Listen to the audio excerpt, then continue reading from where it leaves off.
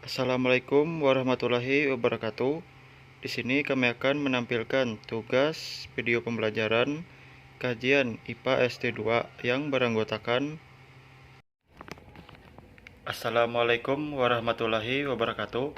Perkenalkan, nama saya Abimanyu dengan NPM 3062056268. Nama Utami NPM 3062056270. Pembahasan sistem pencernaan pada hewan, sistem respirasi pada hewan, sistem transportasi pada hewan, pertumbuhan, perkembangan, metamorfosis, dan perkembangbiakan hewan. Sistem pencernaan pada hewan. Pencernaan adalah sebuah proses metabolisme di mana suatu makhluk hidup memproses sebuah zat dalam rangka untuk mengubah secara kimia atau mekanik sesuatu zat menjadi nutrisi. Sistem pencernaan adalah sistem organ dalam hewan multisel yang menerima makanan, mencernanya menjadi energi dan nutrien, serta mengeluarkan sisa proses. Fungsi utama sistem pencernaan adalah memecah molekul kompleks dan molekul besar dalam makanan sehingga molekul itu dapat diserap dan digunakan tubuh. Fungsi sistem pencernaan antara lain menerima makanan yang dimakan. Macam-macam sistem pencernaan. Mekanis, kimiawi, biologi. Tempat terjadinya pencernaan dibagi menjadi dua. Ada intrasel, pencernaan pada hewan invertebrata seperti Porifera, Coelenterata, Arthropoda, Echinodermata, Mollusca, Platymelmistes, dan Nematschelmistes. Dan ada ekstrasel, pencernaan pada hewan vertebrata seperti Pisces, amfibi, reptilia, apes, dan mamalia. Invertebrata, sistem pencernaan pada umumnya dilakukan secara intrasel, seperti pada protozoa, Porifera, dan Coelenterata. Pencernaan dilakukan dalam alat khusus berupa vakuola makanan, sel kuanosit, dan rongga gastrovaskuler. Selanjutnya, pada cacing parasit seperti pada cacing pita, alat pencernaannya belum sempurna dan tidak memiliki mulut dan anus. Pencernaan dilakukan dengan cara absorpsi langsung melalui kulit. Vertebrata. Sistem pencernaan meliputi saluran pencernaan (traktus digestivus) dan kelenjar pencernaan (glandula digestoria). Sistem respirasi pada hewan. Pengertian sistem respirasi pernapasan adalah peristiwa menghirup udara dari luar yang mengandung oksigen, serta menghembuskan udara yang banyak mengandung karbon dioksida sebagai sisa dari oksidasi keluar dari tubuh. Pertukaran gas O2 dan CO2 dalam tubuh makhluk hidup tersebut disebut pernapasan atau respirasi. O2 dapat keluar masuk jaringan melalui difusi. Pada dasarnya, metabolisme yang normal dalam sel-sel makhluk hidup memerlukan oksigen dan karbon dioksida. Alat respirasi adalah alat atau bagian tubuh tempat O2 dapat berdifusi masuk dan sebaliknya CO2 dapat berdifusi keluar. Alat respirasi pada hewan bervariasi antara hewan yang satu dengan hewan yang lainnya. Ada yang berupa paru-paru, insang, kulit, trakea, dan paru-paru buku. Bahkan ada beberapa organisme yang belum mempunyai alat khusus sehingga oksigen berdifusi langsung dari lingkungan ke dalam tubuh. Contoh pada hewan bersel satu, Porifera dan Coelenterata. Makhluk hidup yang melakukan proses pernapasan secara garis besar dibedakan menjadi dua golongan, yaitu golongan invertebrata dan golongan vertebrata. Invertebrata terdiri dari Porifera, Coelenterata (hewan berongga), Platyhelminthes, Nematschelmistes, Mollusca, Echinodermata Arthropoda. Vertebrata terdiri dari Fishes, amfibi, reptilia, apes, dan mamalia. Sistem transportasi pada hewan. Sistem peredaran darah disebut juga sistem transportasi yang terjadi pada hewan vertebrata dan invertebrata. Hewan-hewan tersebut dilengkapi dengan sistem peredaran darah yang dapat dikelompokkan menjadi dua macam, yaitu sistem peredaran darah terbuka dan sistem peredaran darah tertutup. Pada sistem terbuka, darah bercampur dengan cairan yang terdapat pada rongga-rongga tubuh maupun pada ruang-ruang antar jaringan. Sistem peredaran darah tertutup dapat dibedakan menjadi peredaran darah tunggal dan peredaran darah ganda. 1.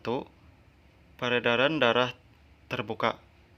Sistem peredaran darah terbuka umumnya hampir tidak berwarna walaupun mengandung pigmen pernapasan berupa hemoglobin, hemosianin, atau jenis lain yang terlarut di dalamnya.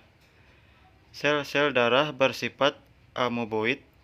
Hewan-hewan yang memiliki sistem peredaran darah terbuka antara lain arthropoda serta sebagian dari annelida, molluska, dan echinodermata.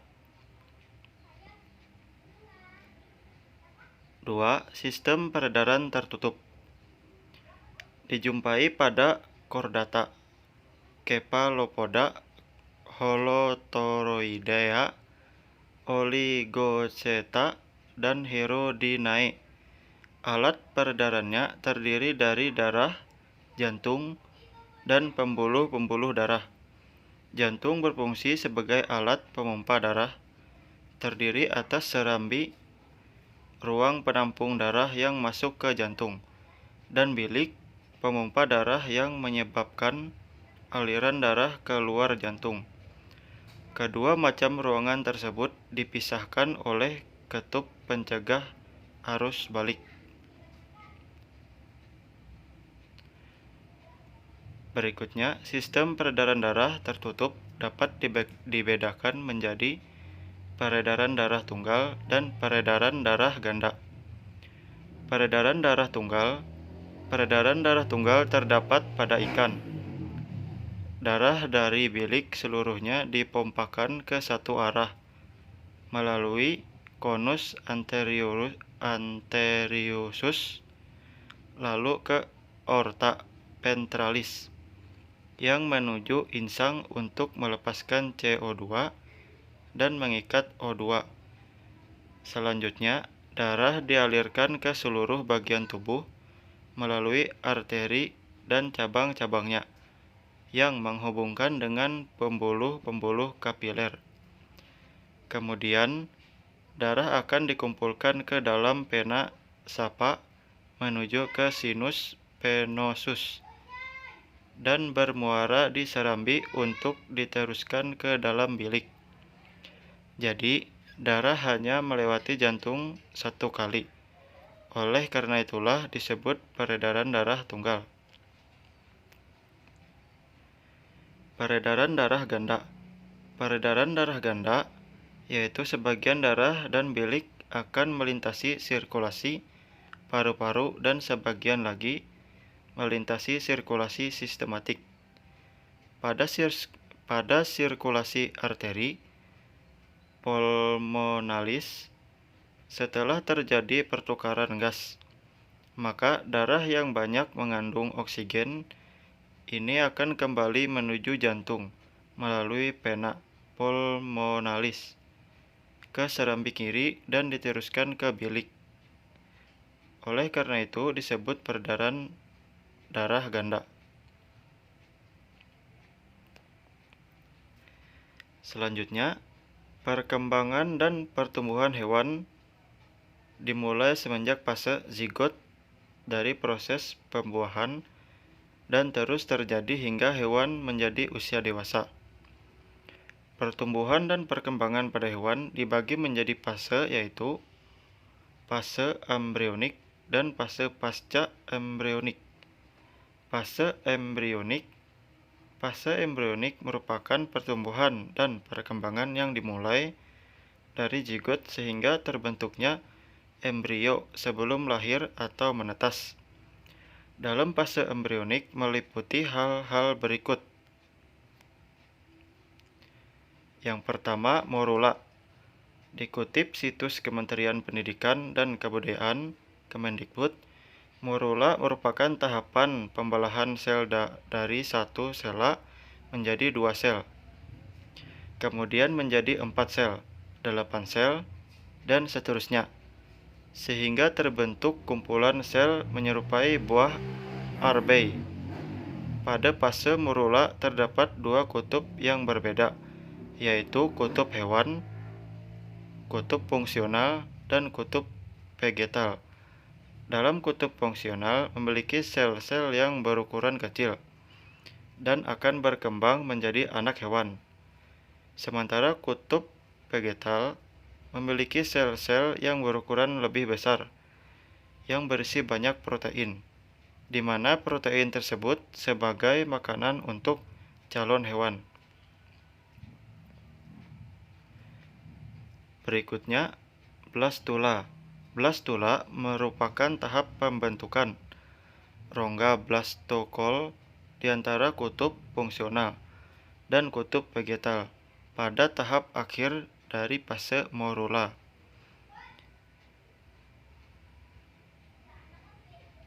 Berikutnya, gastrula.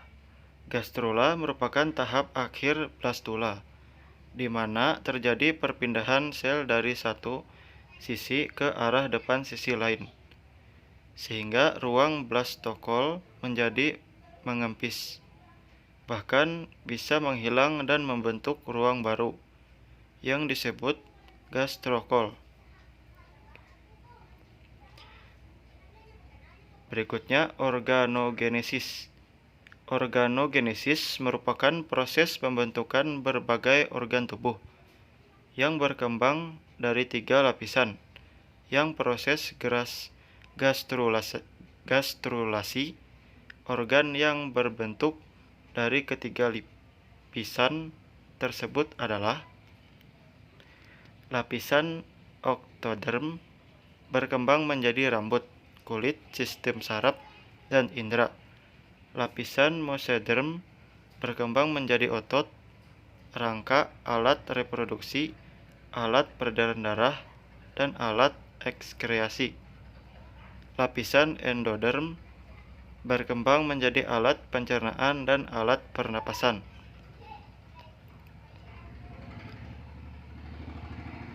Baik, yang selanjutnya, fase pasca embrionik.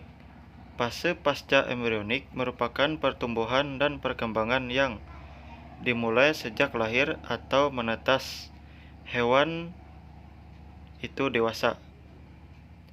Semua anggota tubuh mengalami pertumbuhan dan perkembangan, namun pertumbuhan dan perkembangan antara bagian tubuh yang lain dengan bagian tubuh lain tidak sama. Ketika alat kelamin telah mampu memproduksi sel-sel gamet, maka fase perkembangan dimulai pada manusia. Fase perkembangan ini ditandai dengan munculnya sifat-sifat kelamin sekunder.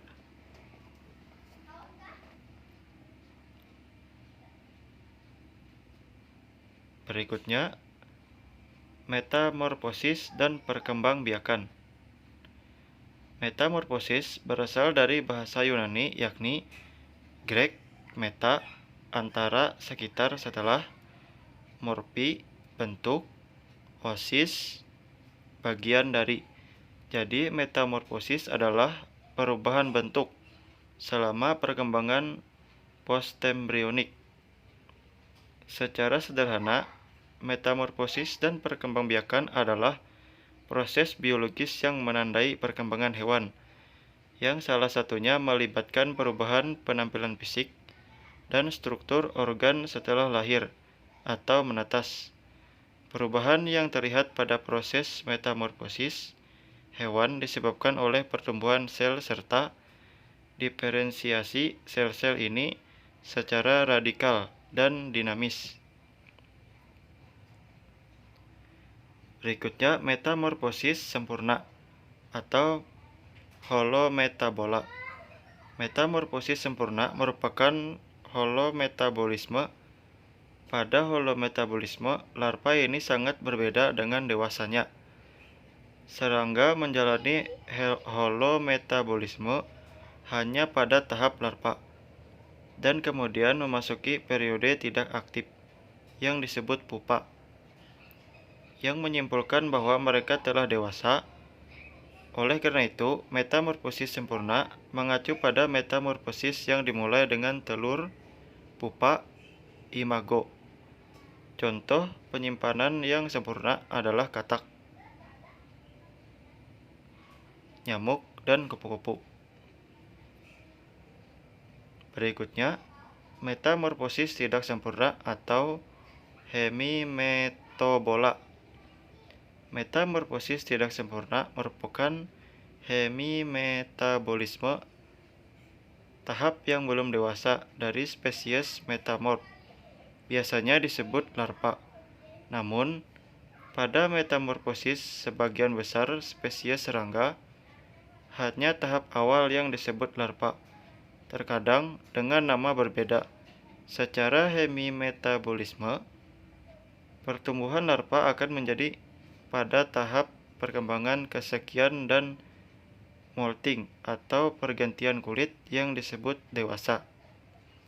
Oleh karena itu, metamorfosis tidak sempurna ini merupakan metamorfosis yang telah melalui dua tahap, yaitu dari telur menjadi nimpa, kemudian menjadi hewan dewasa.